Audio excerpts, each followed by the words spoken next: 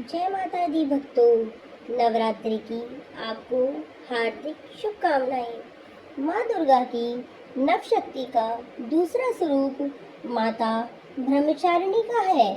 ब्रह्मचारिणी का अर्थ तप की चारिणी यानी तप का आचरण करने वाली देवी का यह रूप पूर्ण ज्योतिर्मय और अत्यंत भव्य है। इस देवी के दाएं हाथ में जप की माला है और बाएं हाथ में यह कमंडल धारण किए हुए है। ऐसा कहा जाता है कि इसके दूसरे दिन देवी ब्रह्मचारिणी की पूजा भक्ति भाव के साथ करने से मनुष्यों की सभी इच्छाओं की पूर्ति होती है।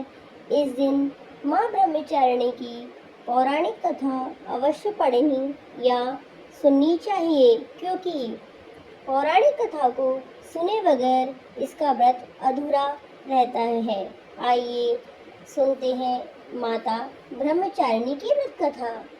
पूर्व जन्म में इस देवी ने हिमालय के घर पुत्री के रूप में जन्म लिया और नारद जी के उपदेश से भगवान शंकर को पति के रूप में प्राप्त करने के लिए घोर तपस्या की थी। इसी कठिन तपस्या के कारण इन्हें ब्रह्मचारिणी नाम से जाना जाता है।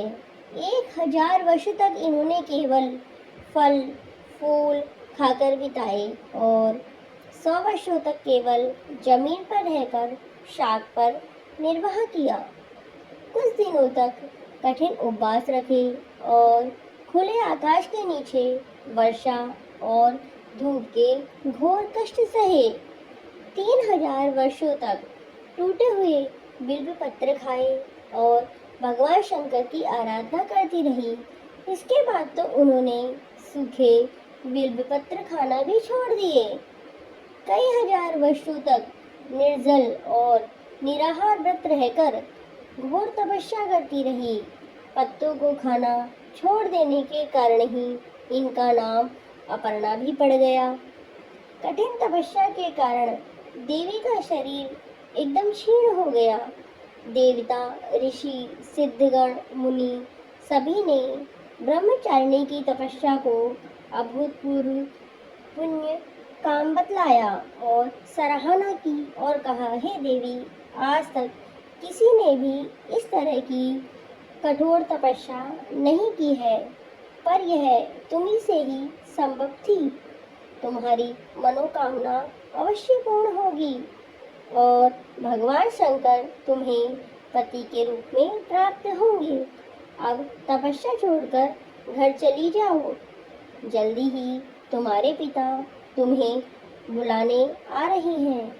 इस देवी की कथा का सार यह है कि जीवन के कठिन संघर्षों में भी मन को विचलित नहीं होना चाहिए।